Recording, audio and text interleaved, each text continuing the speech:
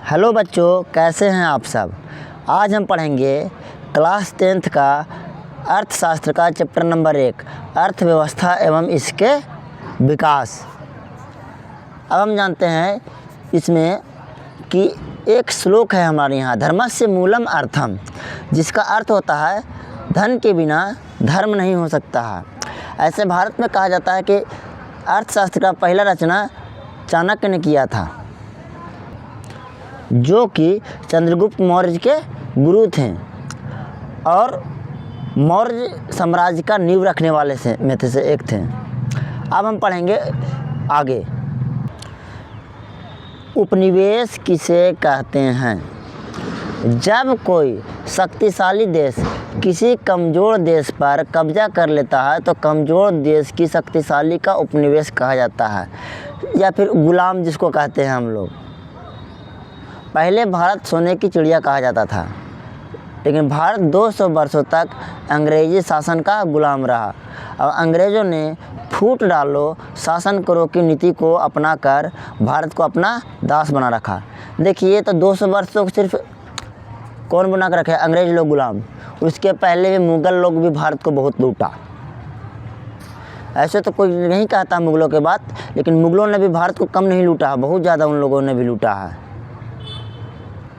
अब देखते हैं आर्थिक क्रियाएं। वे सभी क्रियाएं जिनमें हमें आय प्राप्त होती है उसे आर्थिक क्रियाएं कहते हैं। अर्थव्यवस्था ऐसा तंत्र जिसके अंदर विभिन्न प्रकार के आर्थिक क्रियाएं संपादित या कार्य की जाती है उसे अर्थव्यवस्था कहते हैं।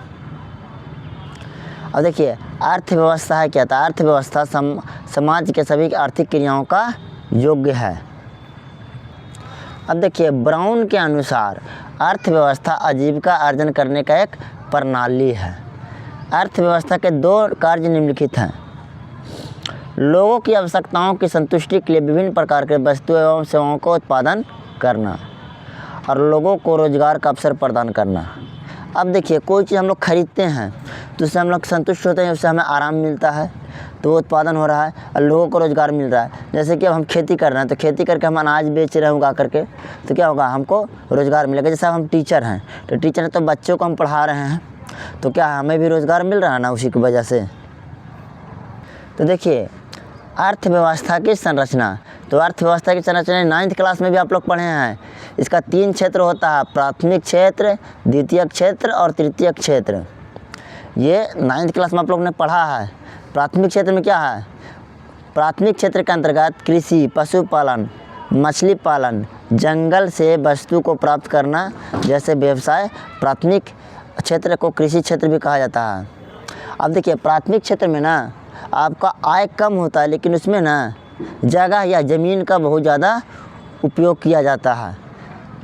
जैसे कि अब खेती करना है तो खेती में आपको बहुत ज़्यादा ज़मीन लगाना पड़ेगा, लेकिन उससे आय बहुत कम प्राप्त होता है। या पशुपालन या मछली पालन, इस समय आय तो कम होता है, लेकिन उसके लिए जगह का बहुत ज़्यादा ज़रूरत होता है। अब हो गया द्वितीयक क्षेत्र। द्वितीयक क्षेत्र के अंतर्गत खनिज व्यवसाय, निर्माण कार्य, जीवन उपयोगी सेवा जैसे गैस, बिजली आदि उत्पादन आते हैं। इन्हें द्वितीयक क्षेत्र को औद्योगिक क्षेत्र भी कहा जाता है।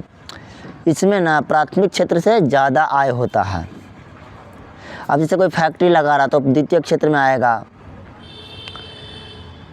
या फिर कोई गैस या बिजली वगैरह का जो उत्पादन हो रहा है सब क्या आएगा? द्वितीयक क्षेत्र में आएगा। अब हम लोग देखते हैं तृतीयक क्षेत्र में।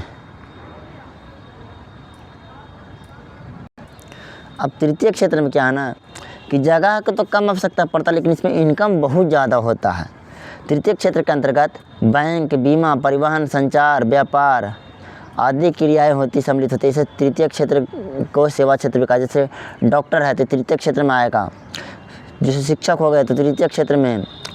परिवहन यानी एक जगह से दूसरा जगह सामान ढोना तो तृतीयक क्षेत्र में। संचार यानी मोबाइल फ़ोन है तो सब क्या आएगा? तृतीयक क्षेत्र में आएगा। ठीक, अब हम लोग देखते हैं अर्थव्यवस्था के प्रकार। अर्थव्यवस्था 3 प्रकार के होते हैं, पूंजीवादी अर्थव्यवस्था, समाजवादी अर्थव्यवस्था और मिश्रित अर्थव्यवस्था।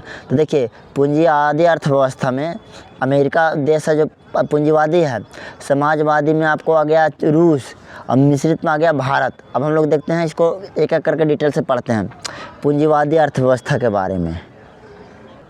वैसा अर्थव्यवस्था जिसमें उत्पादन के साथ साथ निजी व्यक्ति का अधिकार होता है। देखिए, वैसा अर्थव्यवस्था जिसमें उत्पादन के साधन पर निजी व्यक्ति का अधिकार होता है उसे पूंजीवादी अर्थव्यवस्था कहते हैं, जैसे अमेरिका, जापान, ऑस्ट्रेलिया। अब जैसे मान के चलिए कि हम एक कंपनी बनाते हैं, वो तो प्राइवेट कंपनी है, तो उस पर मेरा सिर्फ अधिकार है ना, तो क्या है, ये इस तरह का अर्थव्यवस्था पूंजीवादी है। अब देखिए समाजवादी अर्थव्यवस्था। समाजवादी अर्थव्यवस्था में है वैसी अर्थव्यवस्था जिसमें उत्पादन के साधन पर सरकार का नियंत्रण हो, उसे समाजवादी अर्थव्यवस्था कहते हैं, या सरकारी कंपनियों का नियंत्रण हो, जैसे चीन और क्यूबा। अब देखते हैं हम लोग मिश्रित अर्थव्यवस्था। वैसी अर्थव्यवस्था जिसमें उत्पादन के साधन पर सरकार और पूंजीपतियों दोनों का नियंत्रण हो, उसे मिश्रित अर्थव्यवस्था कहते हैं। जैसे कि देखिए, कहीं सरकारी कंपनी और प्राइवेट कंपनी दोनों उत्पादन कर रहा है तो वो मिश्रित हो गया। जैसे भारत हो गया मिश्रित अर्थव्यवस्था वाला देश, कनाडा हो गया और इंग्लैंड हो गया। अब हम लोग देखते हैं आर्थिक विकास।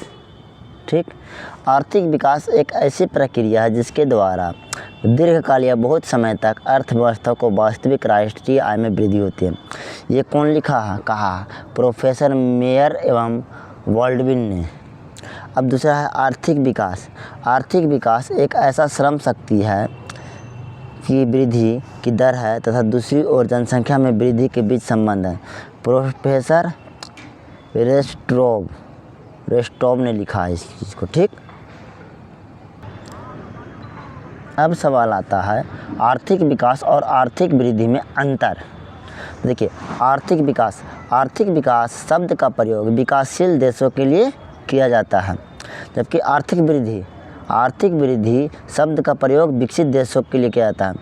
देखिए, विकासशील देश और जो विकसित देश है उसमें थोड़ा सा अंतर क्या है कि जो विकासशील देश हैं सो बहुत ज़्यादा विकास कर चुके हैं, और जो विकसित देश हैं जो भी विकास करने के क्रम में हैं। देखिए, नोट में यहाँ पर दिया हुआ है कि आर्थिक विकास और आर्थिक वृद्धि शब्द में कोई खास ज़्यादा अंतर नहीं है। दोनों शब्द एक दूसरे में ही प्रयुक्त या एक दूसरे के पूरक होते हैं। आर्थिक विकास और आर्थिक वृद्धि के स्थान पर आर्थिक प्रगति शब्द का भी प्रयोग किया जाता है। आर्थिक विकास आर्थिक नियोजन द्वारा होता है। अब देखिए, आर्थिक नियोजन क्या है? राष्ट्र की प्राथमिकताओं के अनुसार देश के साधनों का विकासात्मक क्रियाओं का उपयोग करना आर्थिक नियोजन कहलाता है। भारत में आर्थिक नियोजन योजना आयोग के द्वारा किया गया है। देखिएगा, भारत में लिखा रहेगा पंचवर्षीय योजनाएं। अब देखिए, भारत में आर्थिक नियोजन का मुख्य उद्देश्य आर्थिक विकास का बढ़ावा देना। मुख्य उद्देश्य क्या है? आर्थिक विकास की दर को बढ़ाना। दूसरा, कृषि एवं उद्योग का आधुनिकीकरण करना। तीसरा, आत्मनिर्भरता का प्राप्त करना। सामाजिक न्याय को बढ़ावा देना। अब देखते हैं हम लोग योजना आयोग के बारे में। योजना आयोग के पदेन अध्यक्ष भारत के प्रधानमंत्री होते हैं। योजना आयोग का गठन 15 मार्च 1950 में किया गया था। ये एकदम बहुत इंपॉर्टेंट है। कब हुआ था भारत में योजना आयोग का गठन? तो 15 मार्च 1950 में। योजना आयोग का एक उपाध्यक्ष और 8 सदस्य होते हैं। 1 जनवरी 2015 को योजना आयोग का नाम बदल करके क्या किया गया? 1 जनवरी 2015 को नीति आयोग कर दिया गया है।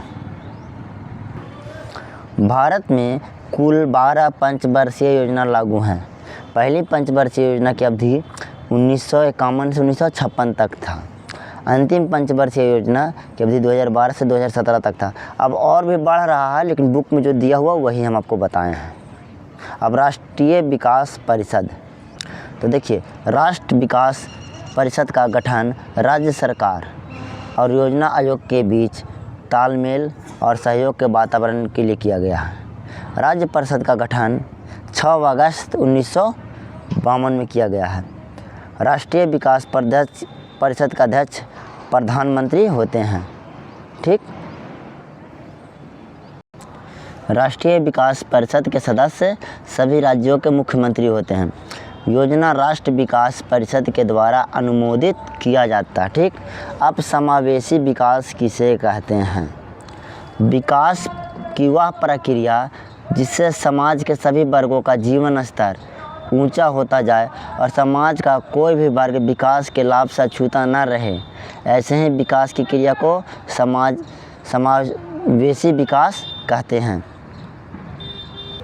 समावेशी विकास का मतलब क्या हो गया कि वैसा विकास जिसमें गरीब और अमीर सब तक विकास पहुँचे, वही समावेशी विकास है, यानी कि सबको लाभ मिले। अब हम लोग देखते हैं सतत विकास। सतत विकास क्या है? तो वैसा विकास जो वर्तमान पीढ़ी के साथ साथ भावी पीढ़ी को भी ध्यान में रखकर किया जाता है, उसे सतत विकास कहा जाता है। अब मौद्रिक विनिमय प्रणाली, देखिए समझते हैं थोड़ा सा, मौद्रिक विनिमय प्रणाली है क्या। जिससे मान के चलिए कि पहले के ज़माना में जो आपको बताएं कि किसी के पास कोई सामान है और उसको क्या करना है कि दूसरा सामान लेना है, तो सामान को अदला बदली होता था। तो इसमें क्या होता था कि अगर किसी को ज़रूरत है वो वस्तु का तो ठीक है, और नहीं है तो फिर दिक्कत है। जैसे कि मेरे पास गेहूँ है और सामने वाला के पास चावल है और हमें लेना है बैगन, तो क्या होगा कि हम उसको से तो बदलेंगे नहीं, तो इस तरह की कठिनाई होता था। देखिए वस्तु से वस्तु विनिमय प्रणाली, तो वस्तु से वस्तु का लेन देन वस्तु विनिमय प्रणाली कहलाता है, यही समस्या था। अब मौद्रिक विनिमय प्रणाली, मुद्रा से वस्तुओं एवं सेवाओं का विनिमय मौद्रिक प्रणाली कहलाता था। जैसे आजकल हम लोग बाज़ार जाते हैं, कोई चीज़ खरीदना, पैसा देते हैं, सामान लेते हैं, चल देते हैं। बैंकिंग प्रणाली, ये बैंक के माध्यम से चेक द्वारा विनिमय वस्तु को विनिमय को क्रिया को संपादन होता है, उसे बैंकिंग प्रणाली कहा जाता है।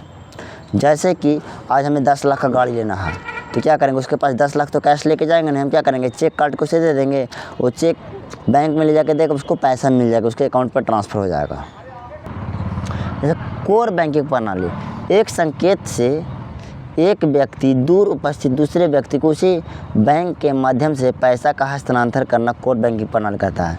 जैसे देखिए आजकल है ना कि हम लोग पैसा जो ट्रांसफ़र कर देते हैं ना, पेटीएम, यूपीआई या किसी के अकाउंट में, तो वही हो गया।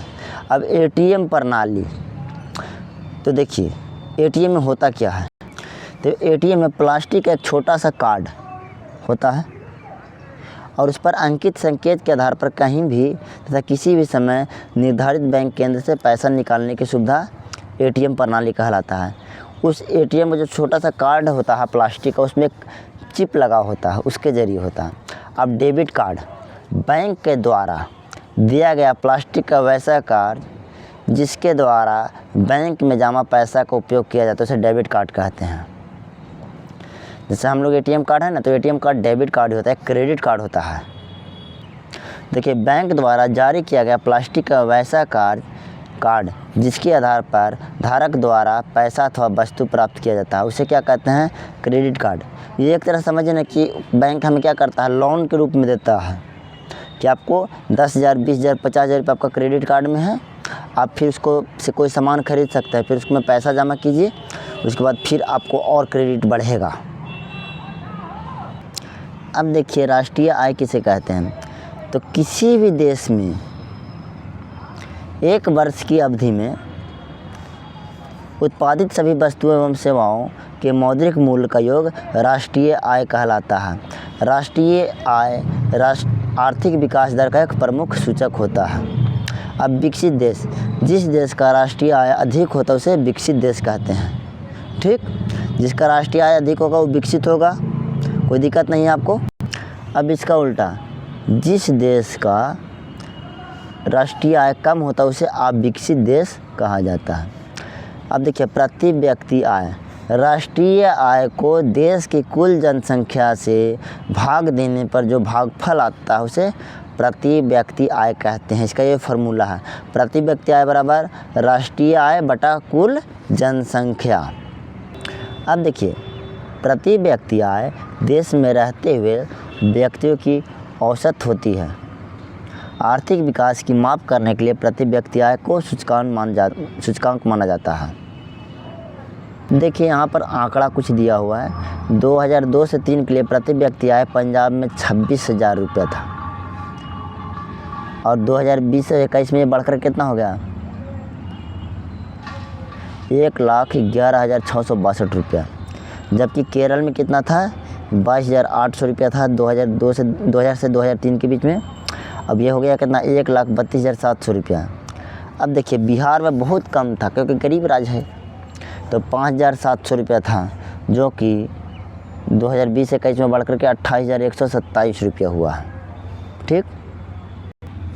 विश्व बैंक की विश्व विकास रिपोर्ट 2006 के अनुसार जिन देशों का प्रति व्यक्ति आय 37,000 प्रति वर्ष या फिर इससे कम है, उसे निम्न आय वाला देश या फिर विकासशील देश कहा जाता है। भारत में प्रति व्यक्ति आय 2004 में केवल 28,000 प्रति व्यक्ति था प्रत्येक वर्ष, इसलिए भारत निम्न वाले आय वाला देश में आता है। मानव विकास सूचकांक के 3 सूचक हैं। अब देखते हैं आगे, यानी जीवन यानी आशा, शिक्षा की प्राप्ति और जीवन स्तर। ठीक। मानव विकास सूचकांक HDI ह्यूमन डेवलपमेंट इंडेक्स यानी मानव विकास सूचकांक संयुक्त राष्ट्र विकास कार्यक्रम द्वारा तैयार किया जाता है। मानव विकास रिपोर्ट महबूब उल हक के निर्देश में तैयार किया गया था। मानव विकास सूचकांक की दर 0 से 1 के बीच में होती है। देखिए मानव विकास सूचकांक के 3 सूचक होते कौन कौन? जीवन आशा, शिक्षा प्राप्ति और जीवन का स्तर, यानी जीवन का अच्छा या फिर बुरा है। तो देखिए मानव विकास सूचकांक में सबसे ऊपर कौन है, सबसे अच्छा कौन है? तो स्विट्ज़रलैंड। कितना है इसका? 0.962 पहला स्थान पर। दूसरा स्थान पर नॉर्वे। ऑस्ट्रेलिया है 105वें स्थान पर। श्रीलंका 73 में। चीन 79 यानी 79। बांग्लादेश 129 और भारत 132 पर और पाकिस्तान 161 पर। ये आंकड़ा बहुत पुराना है, अब का आंकड़ा में बहुत कुछ फेरबदल हो चुका है, लेकिन हमें तो बुक के अनुसार पढ़ाना है। अब देखिए HDI यानी कि जीवन आशा शिक्षा प्राप्ति प्लस जीवन स्तर। अब देखिए 2021 में HDI में 1991 देशों में HDI की गणना की गई थी। अब HDI में भारत का स्थान 132वां है। भारत का HDI मूल्य 0.633 है। HDI में भारत के ऊपर सर नॉर्वे है और सबसे नीचे नाइजीरिया है। अब देखते हैं लिंग विकास सूचकांक GDI में भारत 2004 में कौन सा 96 नंबर पर था। निर्धनता की स्थिति जानने के लिए मानव निर्धनता सूचकांक यानी HPI का प्रयोग किया जाता है। राष्ट्रीय मानव विकास रिपोर्ट यानी नेशनल ह्यूमन डेवलपमेंट रिपोर्ट। अब आगे हम देखते हैं इसके बारे में। मानव विकास रिपोर्ट योजना आयोग के द्वारा जारी किया जाता है। राष्ट्रीय विकास रिपोर्ट पहली बार 23 अप्रैल 2002 को दिल्ली में जारी किया गया। राष्ट्रीय मानव विकास रिपोर्ट के अनुसार ऊपर सबसे ऊपर केरल है, सबसे नीचे बिहार, यानी कि केरल की स्थिति सबसे अच्छा है और बिहार की स्थिति सबसे दयनीय है।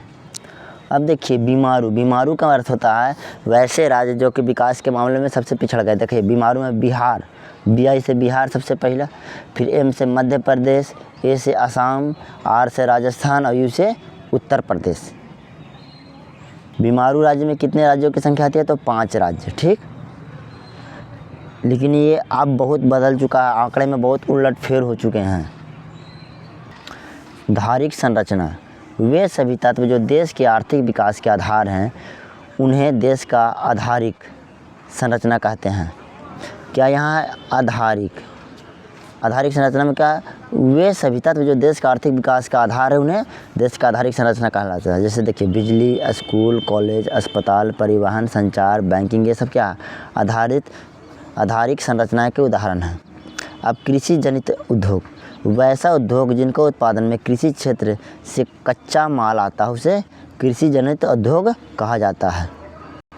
जैसे आम का अचार बनाने के लिए आम तो खेत से आएगा, टमाटर का सॉस यानी चटनी बनाने के लिए टमाटर भी तो खेत से ही आएगा। अब मानव की मूलभूत आवश्यकताएं क्या क्या है वो देखिए मानव की मूलभूत आवश्यकताएं हैं रोटी, कपड़ा और मकान। ये नारा तो बहुत पुराना हो चुका है।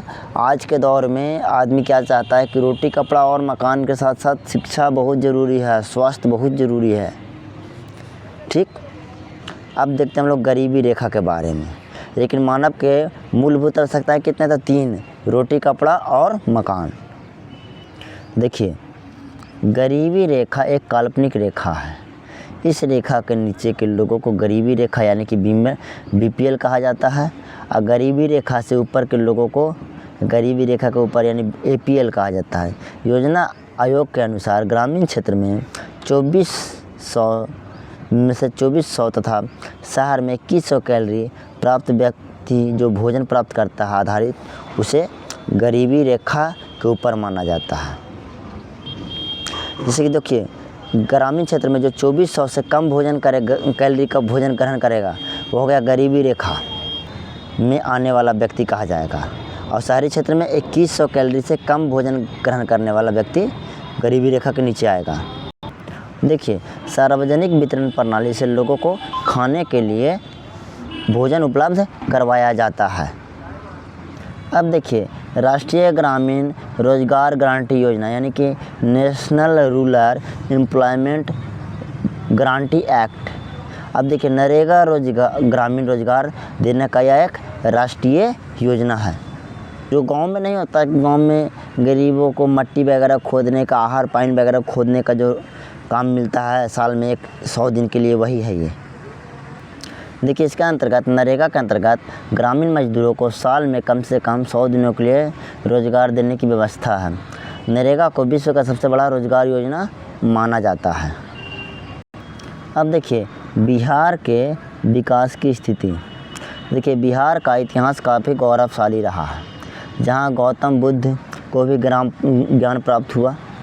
महावीर ने शांति का संदेश यहीं से दिया। चंद्रगुप्त मौर्य, सम्राट अशोक, शेर शाह सूरी, गुरु गोविंद सिंह, बाबू वीर कुंवर सिंह और देशरत्न डॉक्टर राजेंद्र प्रसाद का भी जन्म इसी बिहार में हुआ था। लेकिन बिहार में ही महात्मा गांधी ने अपना राष्ट्रीय आंदोलन यानी कि चंपारण आंदोलन का बिगुल फूंका था। बिहार में लोकनायक जयप्रकाश नारायण ने संपूर्ण क्रांति का नारा दिया था। भिखारी ठाकुर का भी जन्म इसी बिहार में हुआ था, लेकिन वही बिहार आज कई तरह की समस्याओं का शिकार है। यहाँ गरीबी, बेरोजगारी, भ्रष्टाचार और अशांति का माहौल है। साधनों के मामले में धनी होते हुए भी बिहार की स्थिति दयनीय है। आज बिहार अति पिछड़े राज्यों में गिना जाता है। थोड़ा सा आंकड़ों के अनुसार हम बिहार की स्थिति को जानते हैं। तो देखिए, 2001 में बिहार की जनसंख्या 8 करोड़ 29 लाख थी, जो कि भारत की जनसंख्या कितना था, 102 करोड़ 90 लाख। जनसंख्या वृद्धि दर में 2.5% है, जो कि देश का 1.9%। साक्षरता दर कितना था बिहार का, तो 47.53%। भारत का 65.4%। पुरुष साक्षरता दर में 60.3%। महिला देश का 75.8% था। स्त्री में साक्षरता दर 33.5%, जो कि देश का था 54.1%। वार्षिक विकास दर बिहार का था 2.7%, देश का था 6%। कृषि विकास दर 1.5%, पूरा देश का था 2.7%। कृषि पर जनसंख्या की निर्भरता पूरा देश में बिहार में 73% और पूरे देश में 60%। गरीबी रेखा के नीचे की जनसंख्या कितनी थी, तो 42.6% बिहार में, और देश में 26.0 यानी कि 26%। प्रति व्यक्ति आय में बिहार कितना था, तो 3948 रुपया, और पूरा देश 13,226 रुपया। ये आंकड़े हैं देश, ये बिहार का आंकड़ा है और ये पूरा देश का आंकड़ा है। ठीक, अब हम लोग देखते हैं बिहार के पिछड़ेपन का कारण। तो तेज़ी से बढ़ती हुई जनसंख्या, आधारिक संरचना का अभाव, कृषि पर निर्भरता, बाढ़ तथा सूखा में क्षति, औद्योगिक पिछड़ापन, गरीबी और खराब विधि व्यवस्था यानी कानून व्यवस्था।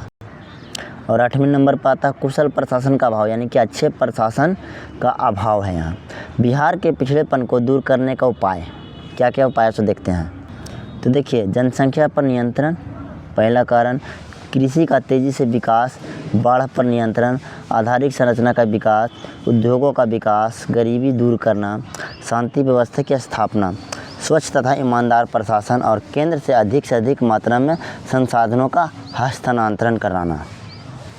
अब ये सवाल है कि बिहार को विशेष राज्य की दर्जा क्यों मिलना चाहिए। जब जब ये इलेक्शन आता है ना, तब तब ये नारा होता है कि बिहार को विशेष राज्य की दर्जा दिलाएंगे, ये करेंगे वो करेंगे, लेकिन ये कभी होता नहीं है। देखिए 15 नवंबर 2000 को बिहार से झारखंड अलग होने के बाद खनिज बहुल्य क्षेत्र झारखंड में चले गए और बिहार के पास केवल उर्वरक यानी उपजाऊ भूमि तथा कुछ ही उद्योग रह गए। बिहार का अत्यधिक जनसंख्या कृषि पर निर्भर है। सिंचाई की सुविधा का अभाव में जनसंख्या में तेज़ी से वृद्धि तथा गरीबी जैसे अनेक समस्याएं उपस्थित हैं। अक्सर बिहार का उत्तरी भाग बाढ़ से तबाह होता है और दक्षिणी भाग सूखा से ग्रस्त रहता है। यानी उत्तरी बिहार में बाढ़ और दक्षिणी बिहार में सुखाड़। पिछले साल 2008 में कोसी की भयंकर बाढ़ का प्रकोप झेलना पड़ा। ऐसी परिस्थिति में सड़क, बिजली, पानी, नहर के साधन इत्यादि विकास के लिए अधिक धन की जरूरत होती है। अपने आंतरिक साधनों से इसकी पूर्ति नहीं किया जा सकता। इसके लिए बिहार को विशेष राज्य की दर्जा मिलना चाहिए। अब देखिए देश के आर्थिक विकास में बिहार का विकास की क्या भूमिका है। देखिए बिहार एक बड़ा राज्य है। भौगोलिक क्षेत्रफल तथा जनसंख्या दोनों के दृष्टि से बिहार का स्थान भारत में एक अपना अलग ही महत्व रखता है। इसीलिए कहा जाता है कि यदि भारत का विकास करना तो बिहार का विकास करना आवश्यक है, चाहे राजनीतिक साझेदारी की बात हो अथवा विकास मापदंड की स्थापना की बात हो। अब बिहार को नज़रअंदाज नहीं किया जा सकता है। बिहार को पिछड़ा और गरीब रख करके हम भारत का विकास और समृद्धि की कल्पना नहीं कर सकते हैं। बिहार देश का एक ऐसा राज्य है जहाँ अत्यधिक उर्वरक भूमि है, यानी उपजाऊ मिट्टी है। हिमालय से निकलने वाली नदियों में अनावरत जल प्रवाह होते रहता है। यहाँ धरती के नीचे कम सतह पर ही जल प्राप्त हो जाते हैं। यदि बिहार की नदियों को परस्पर जोड़कर जल संसाधन के उपयोग की योजना लागू की जाए तो उत्तरी बिहार बाढ़ की विभीषिका से बचाया जा सकता है तथा दक्षिणी बिहार को सिंचाई की सुविधा तथा सूखे से राहत दिलाया जा सकता है। बिहार में दक्ष मानव संसाधनों की कमी नहीं है। यहाँ केवल वर्तमान में औद्योगिक क्षेत्र बिहार की भागीदारी अधिक है, बल्कि यहाँ कम पढ़े लिखे मजदूर ने भी दूसरे राज्यों में जाकर वहाँ के विकास में महत्वपूर्ण योगदान दिया। देश के सूचना औद्योगिक एवं तथा पंजाब के कृषि विकास में बिहार के मानव संसाधनों का प्रमुख योगदान रहा है। देश की आर्थिक विकास के प्रत्येक क्षेत्र में बिहारियों का योगदान महत्वपूर्ण रहा। यहाँ प्राकृतिक संसाधन तथा कर्मठ मानव संसाधन के योगदान से बिहार की कृषि एवं अन्य कृषि जनित उद्योग का विकास से राज्य का विकास किया जा सकता है। हाल के वर्षों में बिहार के विकास में गति आई है, अतः स्पष्ट है कि देश का आर्थिक विकास बिहार के आर्थिक विकास का महत्वपूर्ण भूमिका निभाएगा।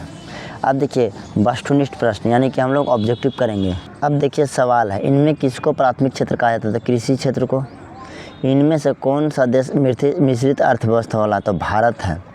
भारत में योजना आयोग का गठन कब हुआ? तो 15 मार्च 1950 को।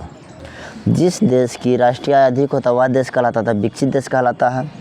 इनमें से पिछड़ा राज्य कहा जाता है किसको? तो बिहार को। भारत के किस राज्य में प्रति व्यक्ति आय सबसे कम है? तो बिहार की सबसे प्रति व्यक्ति आय कम है। देखिए भारत में नीति आयोग की स्थापना कब हुई? तो जनवरी 2015 को। ये योजना आयोग का नाम बदल करके नीति आयोग कर दिया गया। मिश्रित अर्थव्यवस्था वाला राष्ट्र तो भारत। योजना आयोग के सदस्यों की संख्या कितनी होती है? तो 8 होती है। बिहार में जीवन यापन का मुख्य साधन क्या है? तो कृषि है। इनमें से कौन योजना आयोग के पदेन अध्यक्ष होते हैं? तो प्रधानमंत्री। भारत की आर्थिक व्यवस्था क्या है? तो मिश्रित है। इनमें से कौन सा देश सामाजिक अर्थव्यवस्था वाला है? तो रूस। गरीबी कैंसर रोग की तरह है, किसने कहा था? तो अर्थशास्त्री कुजनेट जी ने। यानी कि जो गरीबी है, तो गरीबी क्या होगा? गरीबी आदमी को आगे बढ़ने नहीं देता, बार बार वो गरीबी को गरीबी बनाए रखता है। अगर किस क्षेत्र को द्वितीय क्षेत्र कहा जाता है? तो उद्योग को। 11वीं पंचवर्षीय योजनाएं अवधि कब थी? तो 2007 से 2012। किस क्षेत्र को द्वितीय क्षेत्र कहा जाता है? तृतीयक। तो सेवा क्षेत्र, जिसमें डॉक्टर हो गया, बैंक हो गया, या फिर स्कूल वगैरह हो गया, ये सब क्या है? कॉलेज वगैरह तृतीयक क्षेत्र में आते हैं। राष्ट्रीय विकास परिषद का गठन कब हुआ था? 1952 ईस्वी में। किस अर्थव्यवस्था में उत्पादन के साधनों पर किसी व्यक्ति या निजी संस्था का अधिकार होता है? तो पूंजीवादी अर्थव्यवस्था में। भारत का प्रथम पंचवर्षीय योजना कार्यकाल कब था? तो 1951 से 1956 तक। द्वितीय क्षेत्र को नाम से जाना जाता है। देखिए ऑब्जेक्टिव में है तो औद्योगिक आर्थिक क्रियाओं का उद्देश्य क्या है, तो जीविकोपार्जन यानी कि जीविका चलाना। अब देखिए पशुपालन एवं मत्स्य पालन किस क्षेत्र का अंग है, तो प्राथमिक। प्राथमिक क्षेत्र में कौन सी आर्थिक क्रियाएं शामिल है, तो कृषि, खनन नहीं है, पशुपालन है, मत्स्य पालन है, ठीक, खनन नहीं होगा। समाजवादी अर्थव्यवस्था का गुण, तो समाज का कल्याण। अब देखिए विकसित देशों की आय में वृद्धि के लिए किस पद का प्रयोग होता है, तो आर्थिक वृद्धि। बिहार के आर्थिक पिछड़ेपन का मुख्य कारक क्या है, तो जनसंख्या की तीव्र वृद्धि, कृषि पर अत्यधिक जनाभार, बाढ़ एवं सूखा का प्रकोप। आर्थिक विकास की माप के लिए सबसे उपयुक्त सूचकांक क्या है, तो प्रति व्यक्ति आय। निम्नलिखित में कौन सा देश विकसित अर्थव्यवस्था का उदाहरण है, तो अमेरिका। भारतीय योजना आयोग का प्रथम अध्यक्ष कौन थे, तो पंडित जवाहरलाल नेहरू। क्योंकि कोई भी योजना आयोग का अध्यक्ष वहाँ का प्रधानमंत्री होता है, तो भारत का प्रथम प्रधानमंत्री तो पंडित जवाहरलाल नेहरू थे। गैस और बिजली उत्पादन को किस क्षेत्र में रखा जाता था, द्वितीय क्षेत्र में। अर्थव्यवस्था को किस क्षेत्र से हरित क्रांति संबंधित, तो प्राथमिक क्षेत्र का, क्योंकि हरित क्रांति कृषि से संबंधित है और कृषि है प्राथमिक क्षेत्र में। भारत की पहली मानव विकास रिपोर्ट किसने तैयार की, तो योजना आयोग ने। ब्रंटलैंड आयोग संबंधित है तो सतत विकास से। प्रथम राष्ट्रीय मानव विकास रिपोर्ट किस प्रधानमंत्री के कार्यकाल में जारी हुआ, किस प्रधानमंत्री कार्यकाल में, तो अटल बिहारी वाजपेयी के कार्यकाल में। मानव विकास सूचकांक में सर्वोच्च स्थान किस देश का है, तो नॉर्वे का है। अब देखिए निम्न में से कौन विकास सूचकांक का सूचक नहीं, तो राष्ट्रीय आय। 12वीं पंचवर्षीय योजना का कार्यकाल है 2012 से 2017 तक। राष्ट्रीय मानव विकास सूचकांक में किस राज्य का दर्जा सबसे ऊपर है, तो केरल का, और सबसे नीचे तो बिहार का। निम्न में से कौन द्वितीय आर्थिक क्रिया से संबंधित है, तो उद्योग, क्योंकि उद्योग द्वितीय क्षेत्र में आता है, ठीक है। देखिए समाज के सभी आर्थिक क्रियाओं का योग क्या कहलाता है, तो अर्थव्यवस्था। बिहार के विकास के बिना भारत का विकास संभव नहीं, यह कथन किसका था, डॉक्टर APJ अब्दुल कलाम का, यानी भारत के पूर्व राष्ट्रपति का। तो देखिए कृषि का विकास करना किस पंचवर्षीय योजना का मुख्य उद्देश्य था, तो पहली पंचवर्षीय योजना का। मानव विकास रिपोर्ट को प्रकाशन निम्न में से किसके द्वारा किया गया था, UNDP के द्वारा। भारत के सर्वाधिक प्रति व्यक्ति आय वाला राज्य कौन है, तो गोवा। गरीबी रेखा निर्धारण का कैलोरी मापदंड किसने दिया, तो योजना आयोग ने। योजना आयोग का गठन कब हुआ था, तो 1950 में। भारत की पहली मानव विकास रिपोर्ट कब जारी की गई, तो अप्रैल 2002 में। कौन सी आर्थिक क्रिया ग्रामीण क्षेत्रों में प्रमुख है, तो प्राथमिक, क्योंकि वहाँ कृषि और पशुपालन होता है, तो ये सब तो प्राथमिक में आता है। 11वीं पंचवर्षीय योजना की अवधि क्या है, तो 2007 से 2012। अब हम लोग देखते हैं लघु उत्तरीय प्रश्न में अर्थव्यवस्था किसे कहते हैं। ये क्वेश्चन 2013 में भी पूछा है, 2019 में भी, 2020 में भी और 2021 में भी। अर्थव्यवस्था समाज के वे सभी आर्थिक क्रियाओं का योग है, ठीक, या फिर ब्राउन के अनुसार अर्थव्यवस्था आजीविका अर्जन करने का एक प्रणाली है। अब देखिए मिश्रित अर्थव्यवस्था क्या है, 2016 और 2024 में पूछा गया है। वैसा अर्थव्यवस्था जिसमें उत्पादन के साधन पर सरकार और निजी दोनों का स्वामित्व हो से मिश्रित अर्थव्यवस्था कहते हैं। मिश्रित अर्थव्यवस्था वाला देश में भारत का नाम आता है। सतत विकास क्या है, 2021 में और 2022 में क्वेश्चन ये पूछा जा चुका है। वैसा विकास जो वर्तमान के साथ साथ भावी यानी आने वाले भविष्य की पीढ़ियों के लिए ध्यान में रख करके किया जाता है, उसे सतत विकास कहते हैं। आर्थिक नियोजन क्या है, ये 2016 में, 2018 में, 2021, 2022 का फर्स्ट पाली और सेकंड पाली दोनों में पूछा गया है, बहुत इंपॉर्टेंट है। राष्ट्र के प्राथमिकताओं के अनुसार देश के साधन विकासात्मक क्रियाओं का प्रयोग करना ही आर्थिक नियोजन कहलाता है, ठीक। मानव विकास रिपोर्ट क्या है। मानव विकास रिपोर्ट संयुक्त राष्ट्र विकास कार्यक्रम के द्वारा महबूब अल हक के निर्देश में तैयार किया गया था। मानव विकास 3 सूचक हैं, जीवन आशा, शिक्षा स्तर, और इनमें से 177 देशों की मानव विकास प्राप्ति और जीवन स्तर इसमें गणना की गई। अब आधारिक संरचना पर प्रकाश डालें। तो देखिए, वे सभी तत्व जो देश के आर्थिक विकास का आधार होता है उन्हें देश का आधारिक संरचना कहते हैं, जैसे सड़क, स्कूल, कॉलेज, अस्पताल, बिजली और परिवहन। अर्थशास्त्र में उत्पादन में कौन कौन साधन हैं? तो देखिए 2014 में यह क्वेश्चन पूछा गया है। तो उत्पादन में निम्नलिखित साधन है, कौन कौन से, तो देखते हैं आगे। क्वेश्चन भी बहुत इम्पोर्टेंट है। पूंजी, संगठन, साहस, भूमि और श्रम। मानव विकास सूचकांक के घटक बताइए। 2014 में ये क्वेश्चन पूछा गया है। तो देखिए मानव विकास सूचकांक के घटक क्या क्या है? तो जीवन आशा, शिक्षा प्राप्ति और जीवन स्तर। पूंजीवादी अर्थव्यवस्था किसे कहते हैं? 2017 में यह क्वेश्चन पूछा गया है। वैसी अर्थव्यवस्था जिसमें उत्पादन के साधन पर पूंजीपति का नियंत्रण, उसे पूंजीवादी अर्थव्यवस्था कहते हैं। जैसे अमेरिका क्या है? पूंजीवादी अर्थव्यवस्था वाला देश है। समावेशी विकास से आप क्या समझते हैं? 2016 में एक क्वेश्चन पूछा गया। विकास की वह प्रक्रिया जिसमें समाज के मध्य वर्ग का जीवन स्तर ऊंचा होता जाए तथा समाज का कोई भी वर्ग विकास के लाभ से छूता नहीं रहे, वैसे ही विकास को समावेशी विकास कहा जाता है। इसको साधारण से भाषा में समझिए कि वैसा विकास जिससे अमीर और गरीब हर जाति का, हर धर्म का विकास करे, वही क्या हो गया? समावेशी विकास हो गया। सतत विकास क्यों आवश्यक है? 2024 में ये क्वेश्चन पूछा गया है। सतत विकास क्यों आवश्यक है? तो देखिए, प्राकृतिक साधनों के अत्यधिक उपयोग और तकनीकी का प्रयोग के कारण पर्यावरण प्रदूषण अत्यधिक हो रहा है। अब पर्यावरण प्रदूषण को रोकने के लिए सतत विकास आवश्यक है। नहीं तो हम तो विकास कर जाएंगे, प्रदूषण पूरा फैल जाएगा, तो क्या होगा? जब जीवन ही नहीं बचेगा तो उस विकास का कोई अर्थ ही नहीं है। अब अगला सवाल है, आर्थिक आधारभूत संरचना का क्या महत्व है? 2015 और 2019 में एक क्वेश्चन पूछा गया है। वे सभी तत्व जो देश के आर्थिक विकास का आधार हैं उन्हें देश का आधारिक संरचना कहा जाता है, जैसे स्कूल, कॉलेज और हॉस्पिटल। देश के आर्थिक विकास में आधारिक संरचना का महत्वपूर्ण स्थान है।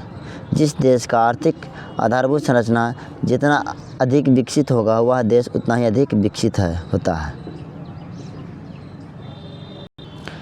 अब आपको आगे का सवाल है दीर्घ उत्तरीय प्रश्न में। अर्थव्यवस्था की संरचना से आप क्या समझते हैं? इन्हें कितने भागों में बांटा गया है? तो देखिए, एक क्वेश्चन पूछा गया है 2015 में। अर्थव्यवस्था की विभिन्न प्रकार की आर्थिक क्रियाएं संपादित की जाती है। यानी अर्थव्यवस्था को विभिन्न उत्पादन क्षेत्रों में बांटा गया है। इसे ही अर्थव्यवस्था का संरचना कहा जाता है। इसे 3 भागों में बांटा गया है। पहला प्राथमिक क्षेत्र, द्वितीय क्षेत्र और तृतीय क्षेत्र। हम लोग देखते हैं प्राथमिक क्षेत्र के बारे में। प्राथमिक क्षेत्र को कृषि क्षेत्र भी कहा जाता है। इसके अंतर्गत कृषि, पशुपालन, मछली पालन, जंगलों से वस्तु प्राप्त करना जैसे व्यवसाय आते हैं। अब देखिए द्वितीय क्षेत्र में वैसा क्षेत्र को औद्योगिक क्षेत्र कहा जाता है। इसके अंतर्गत खनिज, व्यवसाय, निर्माण कार्य, जीवन उपयोगी सेवाएं जैसे गैस, बिजली आदि उत्पादन आते हैं। हम लोग देखते हैं तृतीय क्षेत्र। तृतीय क्षेत्र में सेवा क्षेत्र आते हैं, या तृतीय क्षेत्र को सेवा क्षेत्र भी कहा जाता है। इसके अंतर्गत बैंक, बीमा, परिवहन, संचार, व्यापार ये सब आते हैं, शामिल हैं। आर्थिक विकास क्या है? आर्थिक विकास तथा आर्थिक वृद्धि में क्या अंतर है बताएं। ये 2012 में, 2014 में और 2023 में क्वेश्चन पूछा गया। ये भी बहुत इंपॉर्टेंट है। देखिए, प्रोफेसर मेयर एवं बाल्डविन के अनुसार आर्थिक विकास एक ऐसी प्रक्रिया है जिसके द्वारा दीर्घकाल में किसी अर्थव्यवस्था का वास्तविक राष्ट्रीय आय में वृद्धि होती है। सामान्यतः आर्थिक विकास और आर्थिक वृद्धि में कोई अंतर नहीं माना जाता है। दोनों शब्द एक दूसरे के स्थान पर प्रयोग किया जाता है, लेकिन कुछ अर्थशास्त्रियों के द्वारा दोनों के बीच अंतर किया जाने लगा है। आर्थिक वृद्धि शब्द का प्रयोग विकसित देशों के लिए किया जाता है, जबकि आर्थिक विकास शब्द का प्रयोग विकासशील देशों के लिए किया जाता है। याद रखिएगा, आर्थिक वृद्धि कौन देश के लिए किया जाता है? तो विकसित, और आर्थिक विकास विकासशील देशों के लिए। ठीक। अब आर्थिक विकास की कुछ मापक सूचकांकों द्वारा करें। और आर्थिक विकास मापक के 2 सूचकांक हैं। ये अगला क्वेश्चन है, क्या क्या है? तो देखिए, पहला राष्ट्रीय आय, दूसरा क्या है? प्रति व्यक्ति आय। तो राष्ट्रीय आय किसी देश में एक वर्ष की अवधि में उत्पादित सभी वस्तुओं और सेवाओं का मौद्रिक मूल्य का योग क्या कहलाता है? राष्ट्रीय आय कहलाता है। अब देखिए, जिस देश का राष्ट्रीय आय अधिक होता है वह विकसित कहलाता है, और जिस देश का राष्ट्रीय आय कम होता है वह विकासशील कहलाता है। विकसित नहीं, विकासशील। क्या कहलाता है? विकासशील। टाइपिंग एरर हो गया है थोड़ा सा, ठीक। प्रति व्यक्ति आय यानी राष्ट्रीय आय में देश की कुल जनसंख्या को भाग देने पर जो भागफल प्राप्त होता है उसे राष्ट्रीय आय, उसे प्रति व्यक्ति आय कहते हैं। राष्ट्रीय आय में भाग देने पर क्या होगा? जो भागफल प्राप्त होगा कुल जनसंख्या से, देश के कुल राष्ट्रीय आय का कुल जनसंख्या से भाग देने पर जो आय प्राप्त होगा उसके क्या कहेंगे? प्रति व्यक्ति आय। विश्व बैंक का एक विकास रिपोर्ट 2006 के अनुसार जिन देशों में 2004 में प्रति व्यक्ति आय 4,53,000 रुपया से आय से अधिक था तो वो विकसित देश थे, और जिन देशों में प्रति व्यक्ति आय 37,000 प्रति वर्ष से कम है तो उन्हें निम्न आय वाला देश कहा जाता है। अब देखिए, बिहार के आर्थिक पिछड़ेपन का क्या कारण है? बिहार के पिछड़ेपन को दूर करने का उपाय बताए। देखिए 2017 में क्वेश्चन, 2019 में 2 पाली में दिया गया है और 2021 में क्वेश्चन ही पूछा गया। तो देखिए बिहार के पिछड़ेपन को कुछ प्रमुख कारण हैं। तेज़ी से बढ़ती हुई जनसंख्या। बिहार में जनसंख्या काफ़ी तेज़ी से बढ़ रही है, इसके चलते विकास के साधन कम हो जाते हैं। अधिकांश साधन जनसंख्या के भरण पोषण में चला जाता है। अब देखिए दूसरा पॉइंट है आधारित की संरचना का अभाव। बिहार राज्य में सड़क, बिजली, सिंचाई का अभाव है, साथ ही शिक्षा एवं स्वास्थ्य सुविधाओं की भी कमी है। इस वजह से बिहार में पिछड़ेपन की स्थिति कायम है। तीसरा कारण है कृषि पर निर्भरता। बिहार की अर्थव्यवस्था पूरी तरह से कृषि पर आधारित है। यहाँ का अधिकांश जनसंख्या कृषि पर ही निर्भर है, लेकिन हमारी कृषि का भी हालत ठीक नहीं है, इसके चलते यहाँ उपज बहुत कम होता है। बाढ़ तथा सूखा से क्षति। तो देखिए बिहार में खास करके उत्तरी बिहार में नेपाल से लाए गए जल से बाढ़ आता है, इससे जान माल की क्षति होती है। इसी तरह सूखे के मार दक्षिणी बिहार को झेलनी पड़ती है, इससे हमारे किसान को अकाल जैसी स्थिति का सामना करना पड़ता है। इस तरह अपना बिहार बाढ़ तथा सूखे दोनों के चपेट में एक साथ रहता है। अब पाँचवा कारण है औद्योगिक पिछड़ापन। बिहार में सभी खनिज क्षेत्र एवं बड़े उद्योग तथा प्रतिष्ठान, अभियांत्रिक संस्थाएं सभी झारखंड में चले गए हैं। इसी कारण बिहार में कार्यशील औद्योगिक इकाइयों का संख्या नगण्य यानी कि ना के बराबर रह गई है। अब देखिए बिहार में गरीबी। तो बिहार एक ऐसा राज्य है जहां गरीबी का भार सबसे अधिक है। राज्य में प्रति व्यक्ति आय राष्ट्रीय औसत से आधे से कम है, इसके चलते बिहार पिछड़ा है। बिहार में निर्धनता का दुष्चक्र है। खराब विधि व्यवस्था। बिहार में वर्षों तक कानून व्यवस्था का स्थिति काफ़ी कमज़ोर रहा, जिसके चलते नागरिक शांतिपूर्वक उद्योग नहीं चला पा रहा था। इस तरह खराब विधि व्यवस्था के कारण बिहार का पिछड़ेपन का एक महत्वपूर्ण कारण बन गया।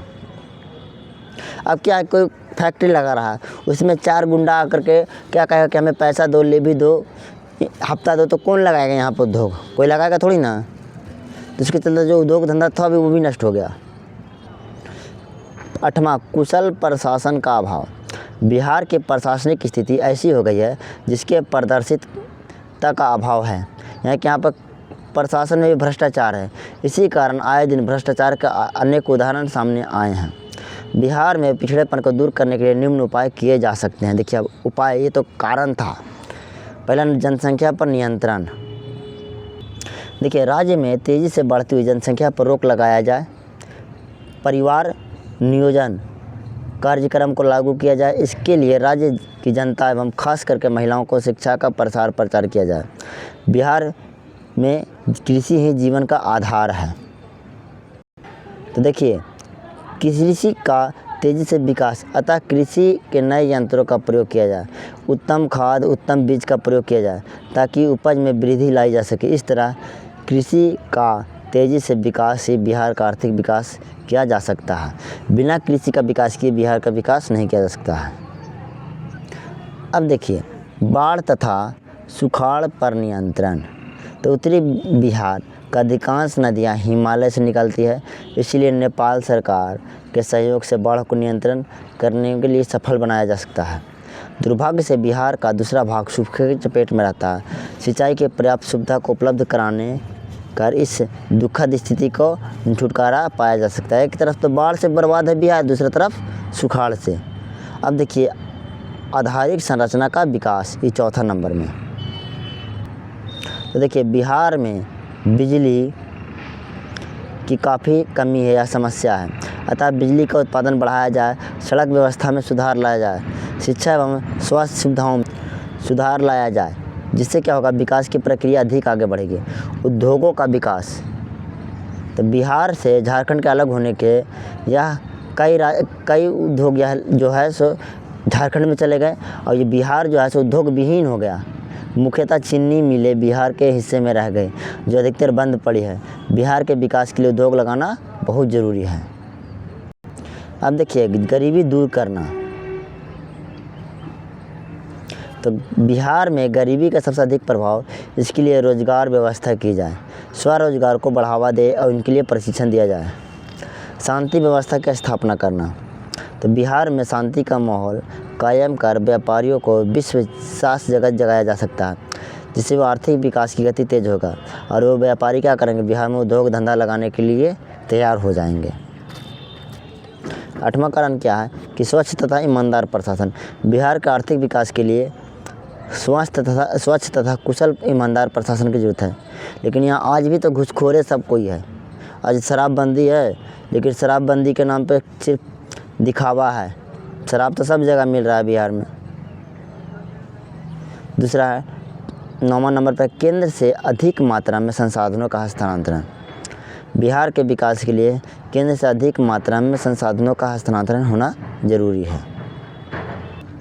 अब आपका अगला क्वेश्चन है, आर्थिक नियोजन किसे कहते हैं? नियोजन का मुख्य उद्देश्य क्या है? 2011 और 12 में यह सवाल पूछा गया है। राष्ट्र की प्राथमिकताओं के अनुसार देश के संसाधनों का विकासात्मक क्रियाओं का उपयोग करना ही आर्थिक नियोजन कहलाता है। भारत में आर्थिक नियोजन योजना आयोग के द्वारा किया गया है। अब देखिए आर्थिक नियोजन का मुख्य उद्देश्य, आर्थिक विकास की दर को बढ़ाना, कृषि एवं उद्योग का आधुनिकीकरण करना, आत्मनिर्भरता का प्राप्त करना और सामाजिक न्याय को बढ़ावा देना। ठीक। अब आपका अगला सवाल है, मिश्रित अर्थव्यवस्था की मुख्य विशेषताओं को उल्लेख करें। ये थोड़ा सा हम हाईलाइट नहीं कर पाए, थोड़ा सा मिस्टेक हो गया टाइपिंग में। ये सवाल 2022 में पूछा गया है। वैसी अर्थव्यवस्था जिसमें उत्पादन के साधन पर सरकार और पूंजीपति दोनों का नियंत्रण, उसे मिश्रित अर्थव्यवस्था कहते हैं, जैसे भारत, कनाडा और इंग्लैंड। ठीक। अब देखिए मिश्रित अर्थव्यवस्था के मुख्य विशेषताएं क्या है। तो मिश्रित अर्थव्यवस्था पूंजीवादी तथा समाजवादी अर्थव्यवस्था का मिश्रण है। मिश्रित अर्थव्यवस्था पूंजीवादी और समाजवादी के बीच का रास्ता है। भारत मिश्रित अर्थव्यवस्था वाला देश है। अब एक 7वां क्वेश्चन है, इसको भी हम हाईलाइट नहीं कर पाए थे। देखिए सतत विकास की आवश्यकता है, इस कथन को स्पष्ट करें। यह सवाल 2018 में पूछा गया है। देखिए वैसा विकास जो वर्तमान पीढ़ी के साथ साथ भावी पीढ़ी को भी ध्यान में रखकर किया जाए, उसे सतत विकास कहते हैं। जैसे प्राकृतिक साधनों जैसे कोयला, गैस, पेट्रोलियम, वन, जल, सूर्य का प्रकाश आदि इसी प्रकार का प्रयोग होता रहा तो आने वाले भावी पीढ़ियों के लिए प्राकृतिक साधनों को वंचित होना पड़ेगा। देखिए सूर्य का प्रकाश इसमें तो नहीं रहेगा, ये थोड़ा सा टाइपिंग मिस्टेक हो गया, क्योंकि सूर्य का प्रकाश तो हमेशा बराबर ही रहेगा। लेकिन जल का भी हम लोग बहुत ज़्यादा दोहन कर रहे हैं, बहुत ज़्यादा प्रदूषित कर रहे हैं जल को, जिसके कारण ना स्वच्छ जल भी आने वाला समय बहुत कम ही मिल पाएगा हम लोगों को। अब हम कोयला पेट्रोलियम का ज़्यादा उपयोग करेंगे तो आने वाला भविष्य में बनेगा कहाँ से वो कोयला और पेट्रोलियम। वर्तमान उत्पादन तकनीकी ने पर्यावरण प्रदूषण को गंभीर समस्या को जन्म दिया है। अनेक उत्पादन क्रियाएं जैसे जल, वायु, भूमि को प्रदूषित किया है, जो आज एक चिंता का विषय है। प्राकृतिक संसाधनों का अत्यधिक उपयोग और तकनीकी का प्रयोग के कारण पर्यावरण को अधिक नुकसान और अत्यधिक प्रदूषण हुआ है। पर्यावरण प्रदूषण को रोकने के लिए सतत विकास की आवश्यकता है। ठीक है, आज का ये चैप्टर यहीं समाप्त हो गया। और जो भी पढ़ रहे हैं सब पर डे आप रेगुलर पढ़िए, आपको रेगुलर वीडियो मिलेगा इस चैनल पर। हाँ, और अपने दोस्तों को ज़रूर शेयर कीजिएगा। ठीक है।